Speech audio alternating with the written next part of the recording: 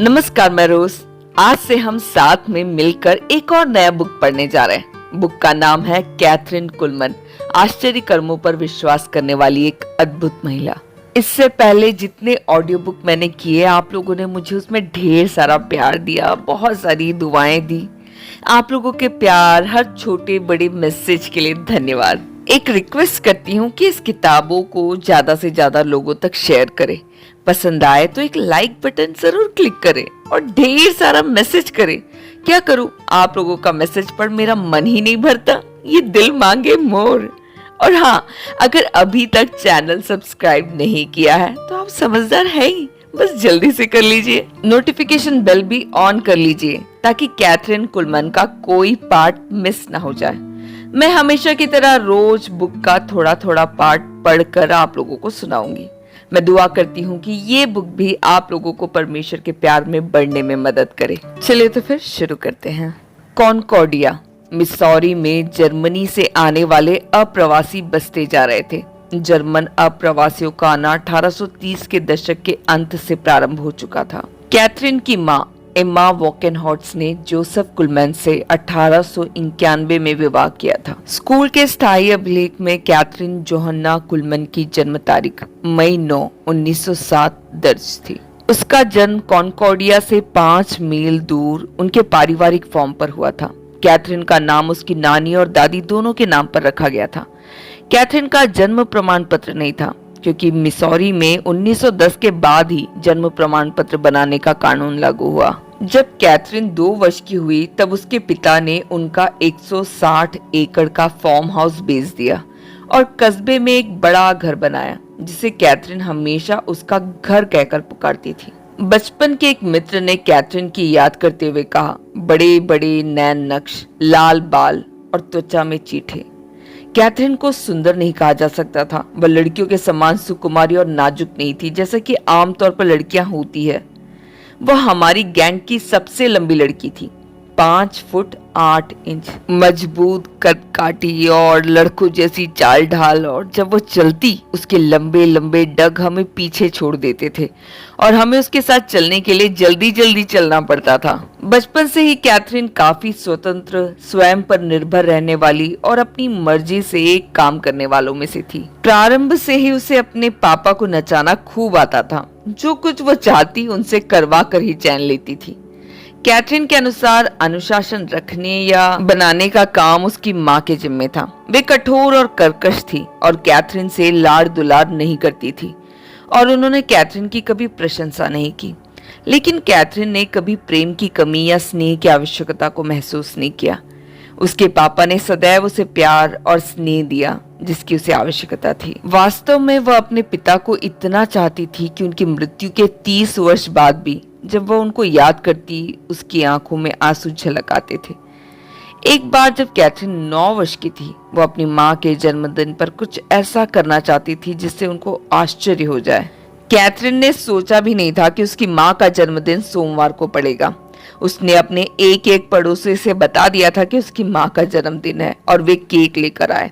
सोमवार के दिन कुलमन परिवार घर की साफ सफाई और धुलाई करता था। बाकी के दिन एम्मा कुलमन सिर से पांव तक सज सवर कर रहती थी और अपने सबसे अच्छे वस्त्र पहनती थी। अतिथि कभी भी आ सकते थे और इसे इस विचार से भी घृणा थी कि कोई उसको बिना सजा सवरा देखे। सोमवार का दिन आया और कुलमन घर धोने की तैयारी में थी। वह गर्म पानी का टब लेकर साफ सफाई में जुट गई थी। उसके बाल बिखरे, पसीने से लिपटे हुए थे, कपड़े भीगे हुए और खराब हो चुके थे और वह नंगे पांव काम कर रही थी। दरवाजे पर दस्तक हुई और जब उसने दरवाजा खोला, सामने पड़ोसी सजे धजे बेहतरीन वस्त्रों में खड़े थे। उनके सामने एम्मा दिन भर के काम काज से थकी, गंदे कपड़ों में पसीने से सनी खड़ी थी। उसका आत्मसम्मान टूट कर बिखर गया। उसने कैथरीन से कसम खाई कि वो उसे दिखा देगी और बाद में उसने कैथरीन की अच्छी खबर ली। वास्तव में एम्मा कुलमन ने कैथरीन को वहां खड़ा कर दिया और पड़ोसियों से प्राप्त सभी केक एक एक करके खाने के लिए कहा। कैथरीन के पिता ने उसे व्यापार के नुस्खे सिखाए थे। वे एक गुडशाला अस्तबल के मालिक थे।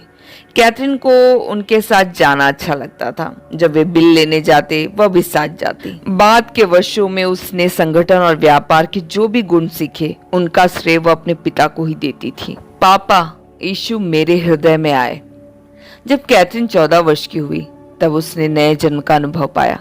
वह अपने जीवन में इस कहानी को बार बार बताती थी कि कैसे उसने उस आवाज का प्रत्युत्तर दिया जो सर्वशक्तिमान पवित्र आत्मा की ओर से आती हुई प्रतीत होती थी, किसी मनुष्य की ओर से नहीं। वह एक आत्मिक नहीं परंतु धार्मिक पृष्ठभूमि के परिवार से आई थी। वे जिन कलीसियाओं में जाते थे वहां सामने आने और समर्पण करने के लिए बुलावट नहीं दी जाती थी। कैथरीन ने इन बातों का वर्णन करते हुए बाद में लिखा, मैं अपनी माँ के बाजू में खड़ी थी और चर्च की घड़ी में 12 बजने को 5 मिनट थे। मुझे प्रभु के सेवक का नाम याद नहीं और ना ही उनका संदेश का एक शब्द भी याद है, परंतु मेरे साथ कुछ हुआ। मेरे लिए अब भी वह सब वास्तविक है जैसा उस समय था। वह एक सबसे वास्तविक और अद्भुत बात थी जो मेरे साथ हुई। जब मैं वहां खड़ी थी मैं धीरे धीरे कांपने लगी और धीरे धीरे यह कपकपाहट इतनी बढ़ गई कि मेरे हाथ से गीत का पुस्तक छूट गया। मैंने उसे गिरने दिया और मैं सुबकने लगी। मेरे भीतर कायल होने का भाव इतना अधिक था कि मैं अपनी पापमय दशा को समझ चुकी थी। मैंने स्वयं को संपूर्ण संसार का सबसे तुच्छ और बुरा व्यक्ति समझा, जबकि मैं तब केवल 14 वर्ष की थी। मुझे केवल एक ही बात समझ में आ रही थी जो मैंने की। मैं जहां खड़ी थी वहां से निकलकर सामने की ओर चल पड़ी और सामने की पंक्ति में एक कोने में बैठकर रोने लगी। ओह, मैं कितना रोई थी। मैं दुनिया की सबसे खुशकिस्मत और खुशहाल व्यक्ति थी। मेरे मन का भारी बोझ उठ चुका था और मैंने जो अनुभव किया उन्होंने मेरा साथ कभी नहीं छोड़ा और मैंने नया जन्म पा लिया था और पवित्र आत्मा ने मुझ में वह काम संपन्न कर दिया था जो यीशु ने कहा था वह करेगा। यूहन्ना 16:8। कैथरीन के पिता किचन में थे। तभी कैथरीन दौड़ते हुए चर्च से भीतर आई। वो अपने पिता को यह खुशखबरी सुनाना चाहती थी। वैसे भी कैथरीन अपनी सभी बातें अपने पापा को बताया करती थी। कैथरीन के शब्दों में वह दौड़कर उनके पास गई और कहा, पापा, यीशु अभी अभी मेरे हृदय में आए हैं। बिना किसी भाव के उन्होंने कहा। मुझे खुशी हुई। कैथरीन उन बातों को स्मरण करते हुए कहती थी कि उसे ठीक से पता भी नहीं था कि उसके पिता उसकी बात समझ पाए थे या नहीं। उसने अंततः यह तय कर लिया कि माँ के मेथोडिस्ट चर्च के बदले वह पापा के बैप्टिस्ट चर्च जाया करेगी, परंतु फिर भी उसके सोचने का तरीका उसका अपना था। कैथरीन एक बात अवश्य जानती थी कि उसके पिता को प्रचारकों से बड़ी चिढ़ थी। वास्तव में वे प्रचारकों से घृणा करते थे। यदि जोसेफ कुलमन किसी प्रचारक को आता हुआ देखते हुए सड़क पार करके चले जाते ताकि उन्हें प्रचारक से बातचीत न करना पड़े। उनकी सोच थी कि सभी प्रचारक पैसों के कारण प्रचार करते थे। जब कभी छुट्टी होती या कोई विशेष आराधना जिसमें कैथरीन की भूमिका हो, वे तभी चर्च जाते थे। जहां तक कैथरीन जानती थी वे कभी बाइबल नहीं पढ़ते और ना प्रार्थना करते थे। उनका प्रथम आलिंगन। कैथरीन के अनुसार चर्च जाना वैसे ही महत्वपूर्ण था जैसे काम पर जाना। पहले वह माँ के साथ मेथोडिस्ट चर्च जाती थी। उसी चर्च में 1921 में कैथरीन ने नए जन्म का अनुभव पाया था, परंतु 1922 से वे पूरा परिवार बैप्टिस्ट चर्च जाने लगे। यद्यपि वह संप्रदाय से आई थी, उसकी पृष्ठभूमि में कलीसियाई मत विभेद था, लेकिन बाद के वर्षों में सेवकाई करते हुए वह बिना किसी असुविधा के पेंटिकोस्टल और कैथोलिक चर्चों में जाती और मसीही एकता का प्रतिनिधित्व करने लगी थी। किसी कारण से कोई संप्रदाय कैथरीन कुलमन की सेवकाई के मार्ग में रुकावट नहीं बन सका। उसने किसी एक कलीसिया विशेष से जुड़ने से इनकार कर दिया और सेवकाई का श्रेय किसी संगठन या संस्था को नहीं दिया।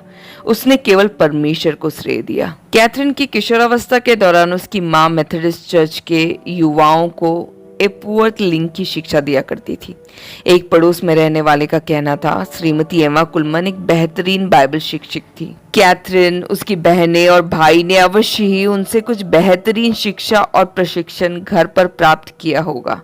पड़ोसियों ने यह भी बताया कि उन्होंने कुलमन के घर से किसी के गाने की आवाज सुनी थी और शाम के समय उनके घर में पियानो बजाने की आवाजें आती थी। भले ही लोग कैथरीन की मां को एक बेहतर बाइबल शिक्षक मानते थे, 1935 तक डेनवर में कैथरीन की एक सभा से पहले उन्होंने नए जन्म का अनुभव नहीं पाया था।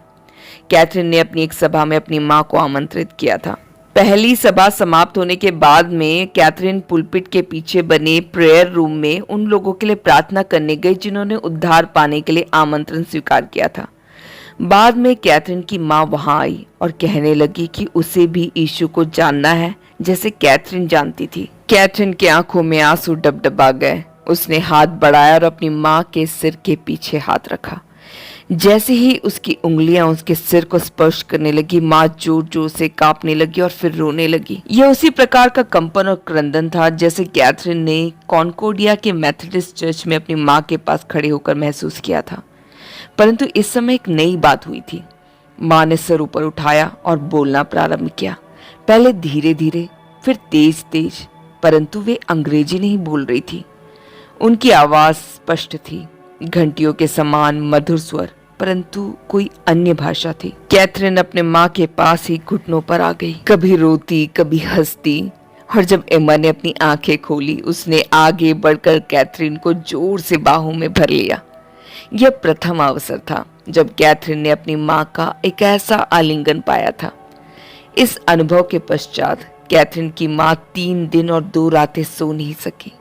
वे एक नई सृष्टि बन चुकी थी और कॉनकोर्डिया में अपने शेष जीवन भर एम्मा कुलमन ने पवित्र आत्मा के साथ अपनी अद्भुत और मधुर संगीत को बनाए रखा।